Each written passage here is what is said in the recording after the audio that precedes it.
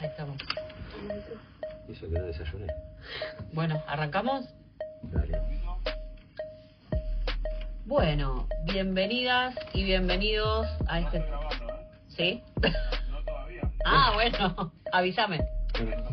¿Cómo están ustedes ahí?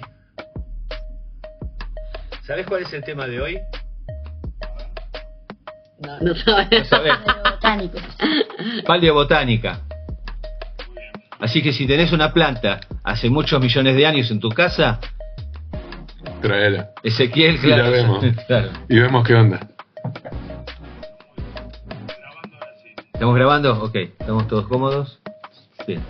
Muy bien. Bueno, vamos a dar inicio a este capítulo de Ciencia Random. Bienvenidas y bienvenidos a un tema nuevo, ¿sí? Saludamos a la cámara para quienes nos están viendo en YouTube. Y también saludamos a quienes, como siempre, nos escuchan por Spotify y por YouTube Music, ¿sí? Bueno, y en este capítulo que empieza vamos a desarrollar un tema increíble que tiene que ver con la vida del pasado. En la temporada del año pasado hicimos un capítulo hablando sobre aves dinosaurios, ¿sí?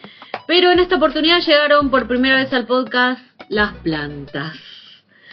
Hoy vamos a hablar de las plantas del pasado. La disciplina que estudia este tema se llama paleobotánica y nuestro científico invitado es Ezequiel Vera. Bienvenido, Ezequiel. Muchas gracias por estar acá. Ezequiel Vera es doctor en Ciencias Biológicas de la Universidad de Buenos Aires. Trabaja como investigador del CONICET en el Museo Argentino de Ciencias Naturales, estudiando plantas fósiles de la Patagonia. Disfruta de realizar actividades de comunicación de la ciencia, por eso se puso muy contento cuando lo invitamos acá. Hacer observación de aves, jugar juegos de mesa y dibujar seres vivos del pasado y del presente. Así que también es dibujante. ¿Y de futuro no? No, Ok. todavía Bien.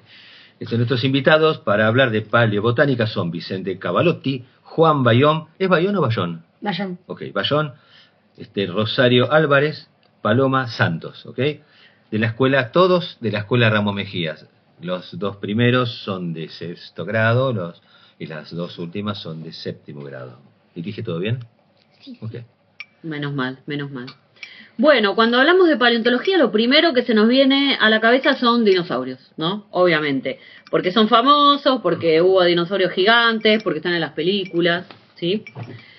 Pero resulta que no son los únicos fósiles ni los únicos gigantes. Y también sabemos que es muy común encontrar huesos fósiles, ¿sí? Pero resulta que las plantas no tienen huesos. Así que vamos con la primera pregunta, que es una pregunta que hizo Darío. A ver, ¿querés hacer vos?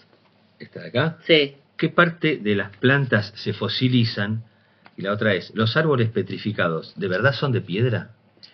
Voy con la primera. Las plantas tienen un montón de partes que se pueden preservar como fósiles. Las hojas, las flores, los troncos, los tallos, las raíces, el polen y las esporas, que son las estructuras que usan para reproducirse, también se pueden preservar.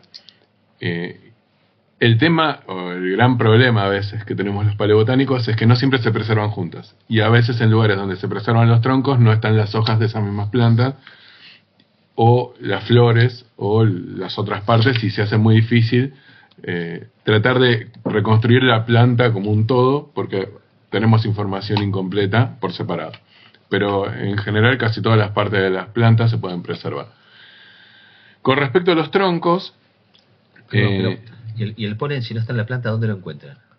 suelto, en las rocas. Son muy chiquititos. Ah, hay toda una disciplina. ¿Cómo hacen? Bueno, cambiaste de tema, pero me encantó.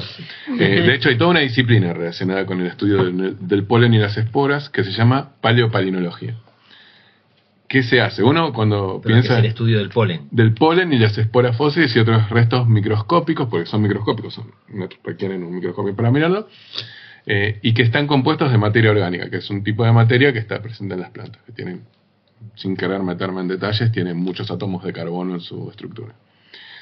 Pero es microscópico. Y ustedes vieron las películas o documentales donde hay excavaciones paleontológicas donde están los esqueletos y la gente trabajando. No, y se muestra además el individuo completo, Ni como hablar. si vos encontraras un, Ahí acaba de un morir. tiranosaurio enterito, justo estaba comiendo, o sea... Y la quedó ahí. Claro. Cubiertos y todo. Que con las plantas uno puede llegar a encontrar un lugar donde está trabajando en las rocas y ves las hojitas o los troncos metidos en la roca y se pueden tomar muestras. Con los granos de polen y las esporas no se los ve. Lo que se hace es algo medio indirecto. Se toman muestras de roca en las cuales uno presume, ruega que haya granos de polen y esporas. Eso se toman las muestras de roca. En general lo que se hace es seleccionar rocas que sean, por un lado, de grano fino. El grano fino es, voy a ir con un ejemplo. Imagínense una arena que se transforma en roca, que es una arena rugosa, rasposa. Sí. Una roca rasposa. Si es un canto rodado que está hecho por rocas de este tamaño, por elementos de este tamaño, va a ser mucho más grueso. Si lo que se transformó en roca es un barro... Tamaño, está mostrando para los que no nos ven, sí, son milímetros. Menos de milímetros, okay. Muy chiquitito. Imagínense un barro que se termina transformando en piedra. En ese tipo de rocas que se originan a partir de sedimentos muy finitos, uno puede llegar a encontrar granos de polen y esporas. También lo que se busca son rocas oscuras, porque en general en las rocas oscuras hay más materia orgánica preservada. Se toma muestra de eso, se va al laboratorio y ahora lo que hay que hacer es sacar el polen y las esporas, si estuviera, de la roca. Y eso requiere tiempo y trabajo. Se usan ácidos muy fuertes que lo que hacen es destruir la roca. Se usan destruye la roca y no destruye el polen y las esporas, porque eso no lo dije, gracias Juli. Son compuestos, la pared del polen y las esporas está formada por un compuesto que se llama esporopolenina, olvídense el nombre si quieren, pero es un compuesto súper resistente. ¿Más que la roca?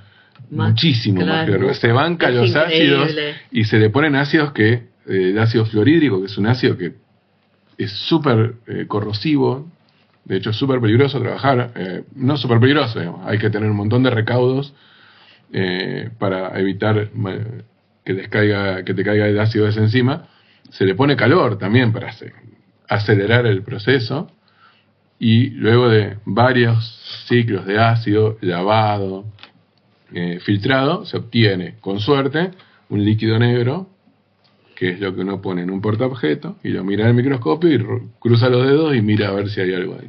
Okay. Y así se llega a estudiar los granos de polen y las esporas fósiles. Me asombra la resistencia del polen. Es increíble. Es que claro, cuando vos dijiste que qué partes se fosilizan, por ejemplo las flores, uno piensa en las flores son blanditas, muy distinto de los huesos de los dinosaurios gigantes.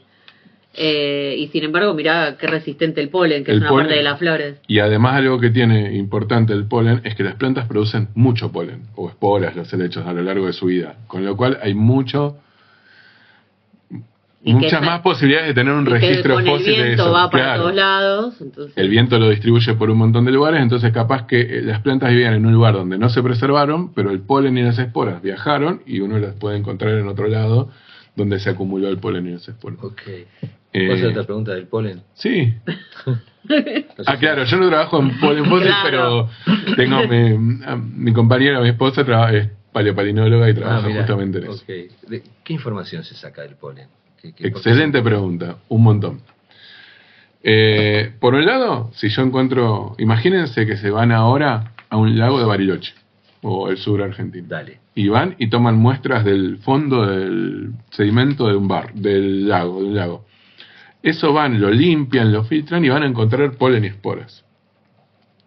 Si ustedes analizan eso, lo que van a ver es conjuntos de polen y esporas que representan la flora que hay en la actualidad, con lo cual uno puede tener una idea de cuál es la vegetación que hay a partir de lo que uno recupera de polen y esporas.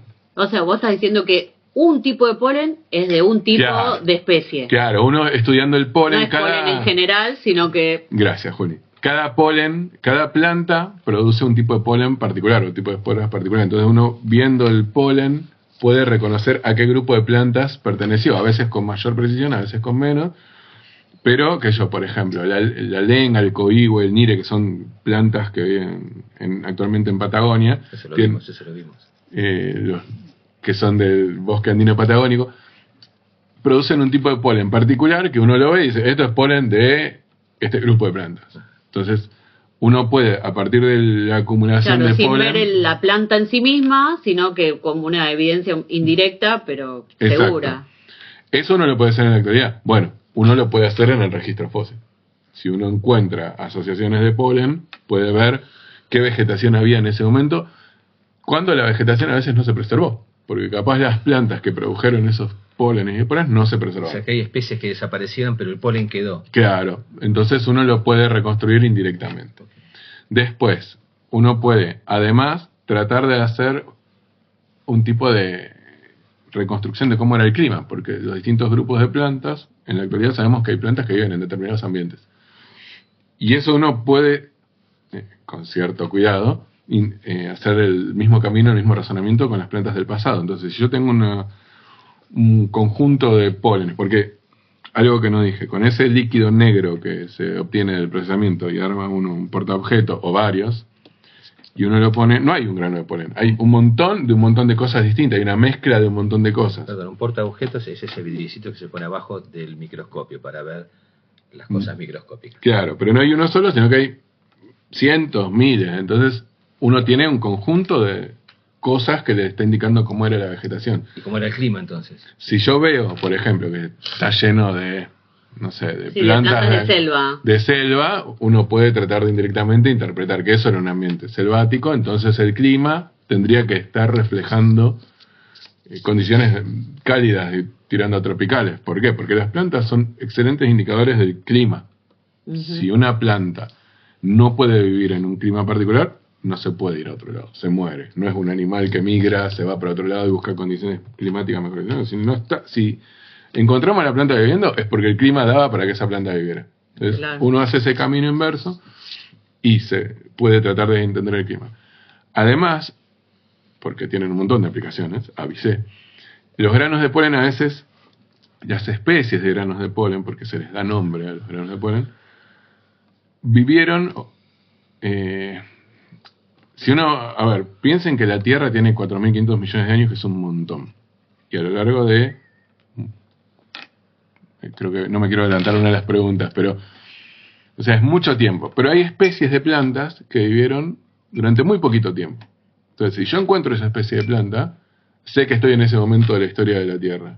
Con lo cual, es una manera indirecta de saber qué edad tiene la roca que contenía estos granos de polen, y por lo tanto, la edad de todo el conjunto de plantas. Economiza trabajo. Es mucho más barato que tratar de obtener la edad a partir de métodos físico-químicos que son carísimos.